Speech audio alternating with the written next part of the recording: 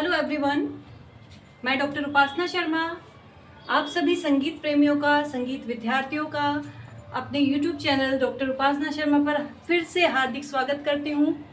बच्चों, आप सभी जानते ही हैं कि हम लगातार आपको संगीत विषय में जितनी भी प्रतियोगिता परीक्षा कराई जाती हैं उनकी तैयारी करा रहे हैं, और वो भी फ्री ऑफ कॉस्ट। आपसे कोई भी पेमेंट नहीं लिया जा रहा है। हमारी लगातार लाइव क्लास भी 5:30 बजे शाम को चल रही है, जिसमें हम प्रतियोगिता परीक्षा से संबंधित विभिन्न एमसीक्यू क्वेश्चंस आपको कराते हैं, जो अधिकतर पूछे जाते हैं या जो संभावनाएं हैं आगामी परीक्षाओं में पूछे जाने की। तो इसी श्रृंखला में आज हम कर रहे हैं श्रुति, टीजीटी क्लास 2 श्रुति। फर्स्ट क्लास में हमने स्वर को पढ़ा, तो टीजीटी के लिए मुख्य हमारी क्लास अब चल रही है, क्योंकि टीजीटी अब एग्जाम आने वाला है। तो आज का टॉपिक है हमारा बच्चों श्रुति। श्रुति समझ लेते हैं क्या है। श्रुति जो है वह संस्कृत भाषा का शब्द है जो श्रु धातु से निकला है। किसका शब्द है? संस्कृत भाषा का शब्द है जो श्रु धातु से निकला है, और इसका अर्थ होता है सुना हुआ। श्रुति का अर्थ होता है सुना हुआ। पढ़ लेते हैं। नित्यम गीतोपयोगित्वम भिज्ञे त्वम प्युक्त लक्ष्य प्रोक्तम सुपर्याप्तम संगीत श्रुति लक्षणम।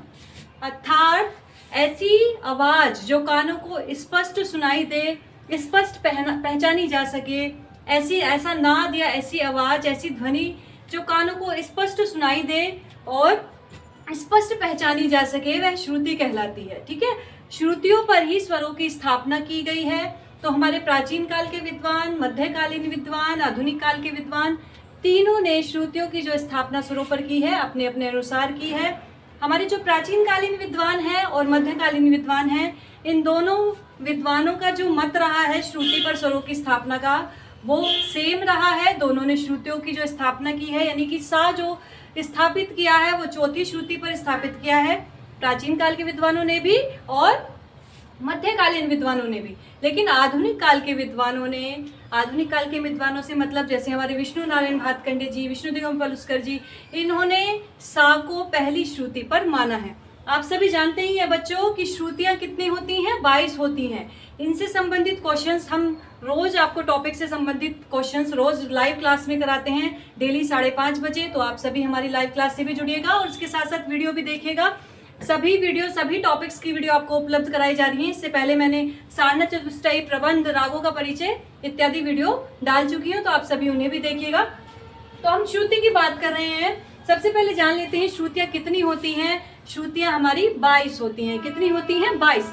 अब इन 22 श्रुतियों पर स्वरों की स्थापना प्राचीन काल के विद्वानों ने, मध्यकालीन विद्वानों ने और आधुनिक कालीन विद्वानों ने किस प्रकार से की, वो हम आज जानेंगे। सबसे पहले जो हम मानते हैं प्राचीन काल के विद्वानों के द्वारा श्रुति स्वर स्थापना करेंगे, प्राचीन काल के विद्वान द्वारा, और मान लेते हैं सेकंड हम मध्यकालीन विद्वान द्वारा। ठीक है, क्योंकि प्राचीन कालीन विद्वान और मध्यकालीन विद्वान दोनों विद्वानों का श्रुति स्वर स्थापना पर सेम मत रहा है, यानी कि जो प्राचीन काल विद्वानों ने माना है वही मध्यकालीन विद्वानों ने माना है। तो सबसे पहले आप श्रुतियों के क्रम वाइज नाम याद कर लीजिए। सभी बच्चों को क्रम से नाम याद होने चाहिए। अगर हमारी 22 श्रुतियां हैं तो 22 श्रुतियों के क्रम से नाम आप लिखेंगे। नंबर 1 कौन सी श्रुति है? सभी बच्चों को पता होगी, तीव्रा श्रुति। नंबर 2 कुमुदती, तीव्रा कुमुदती। नंबर 3 मंदा। नंबर 4 छंदोवती। ठीक है, ये छंदोवती जो है चौथी श्रुति है। तो चौथी श्रुति पर ही प्राचीन काल विद्वानों ने सा की स्थापना की है, यानी कि षडज कौन सी श्रुति पर माना है प्राचीन काल के विद्वानों ने और मध्यकालीन विद्वानों ने षडज। तो क्वेश्चन इस तरह से अगर आए कि मध्यकालीन विद्वानों ने सा कौन सी श्रुति पर माना है, तो भी आप चौथी बताएंगे, प्राचीन काल का बताएंगे तो भी आप चौथी बताएंगे। तो ध्यान रखिएगा अच्छे से, और इस चौथी श्रुति का नाम भी ध्यान रखिएगा, छंदोवती। ठीक है, इसके बाद बात करते हैं छंदोवती के बाद कौन सी श्रुति आती है? 5वीं श्रुति आती है आपकी दयावती। ठीक है, नाम लिखते जाइए। 6ठी श्रुति आती है रंजनी। लिखते जाइए बच्चों जल्दी जल्दी।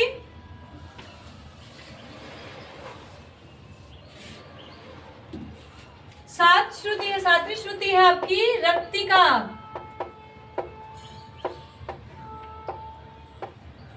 आठवीं है रौद्री, रौद्री। नौवीं है क्रोधा। 10 है आपकी वर्जिका। 11 है आपकी प्रसारणी, प्रसारणी। जो हमारे बीए के बच्चे हैं वो भी अच्छे से याद कर लीजिए कि श्रुति क्या है और 22 श्रुतियां क्रम से कौन सी हैं। तो 11वीं श्रुति है हमारी प्रसारणी, 12वीं है प्रीति, 13वीं है मार्जनी,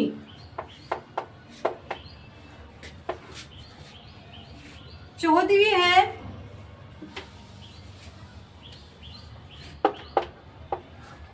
क्षिति, 15 है रक्ता, 16 है संदीपनी, सही आ रहा है इसमें, 17 है आलापनी, थोड़ा बोर्ड कम दिया, ये पे मत बोलो, 17 है आलापनी, 18 है मदंती। बच्चों बोर्ड सही दिख रहा है। 19 है रोहिणी,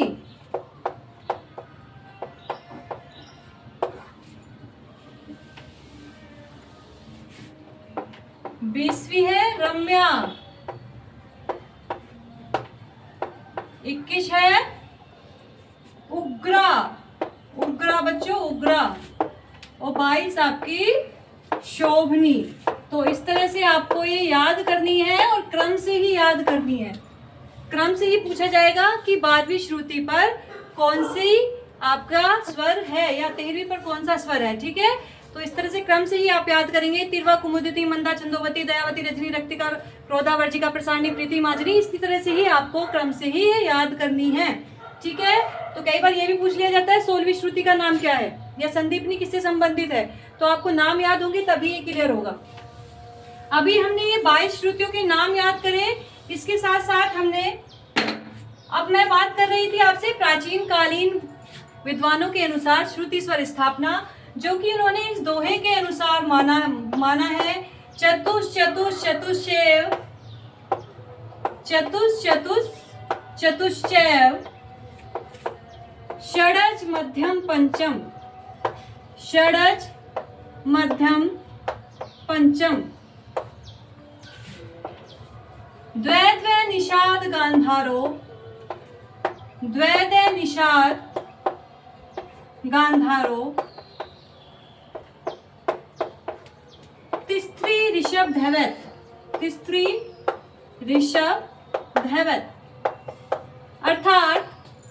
अर्थात इसका मतलब है चतुष चतुष चतुष्चैव, यानी कि 4 बार, 4 सा मा पा, षडज सा मा पा, तो सा मा पा की 4 श्रुति, चतुष का मतलब 4 श्रुति मानी है प्राचीन काल के विद्वानों ने भी, और आपके आधुनिक काल के विद्वानों ने अलग तरीके से माना है, लेकिन प्राचीन काल के विद्वानों ने 4 श्रुति मानी है।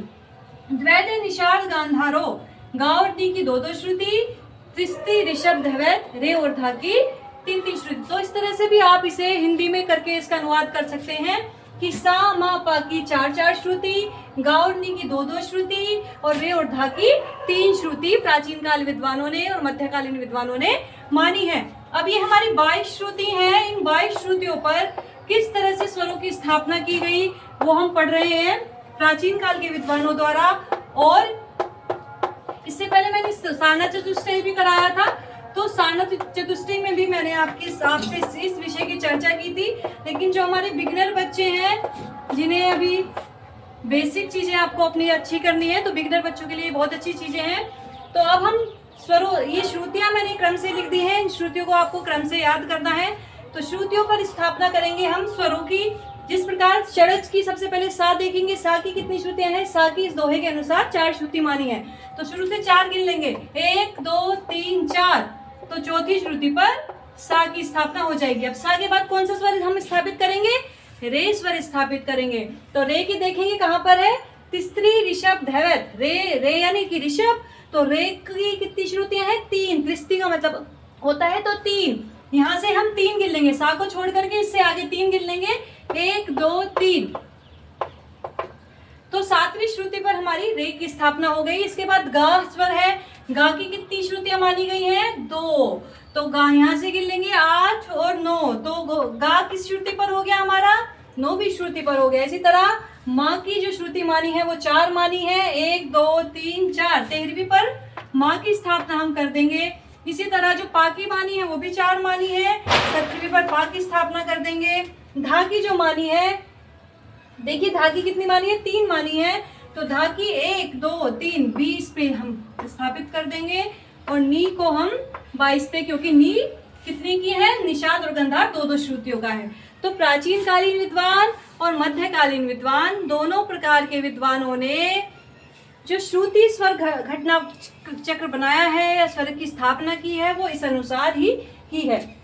तो क्वेश्चन इस तरह से पूछा जाएगा आपसे कि 20 पर कौन सा स्वर है या 22 पर कौन सा स्वर है, तो ये चीजें आपको ध्यान रखनी है।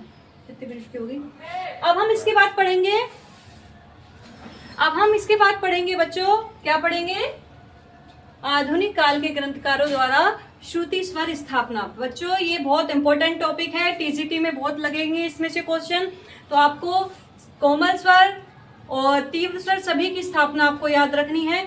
फिलहाल हम शुद्ध स्वरों की स्थापना कर रहे हैं केवल। प्राचीन काल के विद्वानों द्वारा शुद्ध स्वरों की स्थापना हमने कर ली है, सब बच्चे से नोट डाउन करेंगे अच्छे से। इसके बाद हम करेंगे आधुनिक काल के विद्वानों द्वारा। आधुनिक काल के विद्वानों ने जो सा माना है वो प्रथम श्रुति पर माना है। कौन सी श्रुति पर माना है? प्रथम श्रुति पर माना है। तो सा आधुनिक काल के विद्वानों को हम इसके सामने लिख लेंगे। आधुनिक काल के विद्वानों ने सा कौन सी श्रुति पर माना है? प्रथम श्रुति पर माना है। अब आधुनिक काल के निकालने के लिए हम प्राचीन में ही एक मेथड मैं आपको बता रही हूँ, जो हमने प्राचीन का बनाया उसी के अनुसार आप एक मेथड के अनुसार उसको याद करने की जरूरत नहीं, उस मेथड के अनुसार आप उसको कर सकते हैं। जैसे कि अगर प्राचीन काल के विद्वानों ने चौथी श्रुति पर सा माना है तो आधुनिक काल के विद्वानों ने उससे अगली वाली श्रुति पर अगला स्वर रखा है। समझ में आया? उससे आगे जो श्रुति है 5वीं और उससे पीछे वाला जो स्वर है उससे आगे वाला स्वर रखा है, यानी कि सा के बाद कौन सा स्वर आता है? रे। सा तो उन्होंने पहली श्रुति पर रख दिया। आधुनिक काल के ग्रंथकारों ने सा कौन सी श्रुति पर रख दिया? पहली श्रुति पर। अब सा के बाद क्या है? रे। तो रे उन्होंने चौथी श्रुति के एकदम बाद यानी कि 5वीं श्रुति पर उन्होंने रे रखा है। इसी तरह उन्होंने सारे स्वरों की स्थापना की है, यानी कि अब रे के बाद क्या आएगा? गा। अब जहां प्राचीन वालों का रे था उससे अगली वाली श्रुति पर हमारा आधुनिक काल के विद्वानों ने अगली श्रुति कर दिया और अगला ही स्वर कर दिया, गा की स्थापना कर दी। इसी तरह 9वीं पर इनका क्या था? प्राचीन काल के विद्वानों ने 9वीं पर गा किया था, तो 10वीं पर इनका हो गया माँ। इसी तरह 13वीं पर प्राचीन काल के विद्वानों ने माँ रखा था, तो 14वीं पर इनका पा हो गया बच्चों। इसी तरह 17वीं पर पा इन्होंने माना था, तो 18वीं पर हमारा आधुनिक काल के विद्वानों ने धा माना है। इसी तरह 20वीं पर इनका धा है, तो 21वीं पर इन्होंने आधुनिक काल के विद्वानों ने नी माना है। तो आपको ये अच्छे से तैयार कर लेना है कि आधुनिक काल के विद्वानों ने कौन सी श्रुति पर नी माना है और प्राचीन काल के और मध्यकालीन के विद्वानों ने कौन सी श्रुति पर नी माना है। ये श्रुति अगर आप अच्छे से तैयार कर लेंगे, इनके नाम तो इसमें से जरूर 4-5 क्वेश्चन बनेंगे। तो आपको अच्छे से सबसे पहले तो आपको यही ध्यान रखना है कितनी श्रुतियां हैं। ठीक है बच्चों, चलिए अब नेक्स्ट बात करते हैं हम।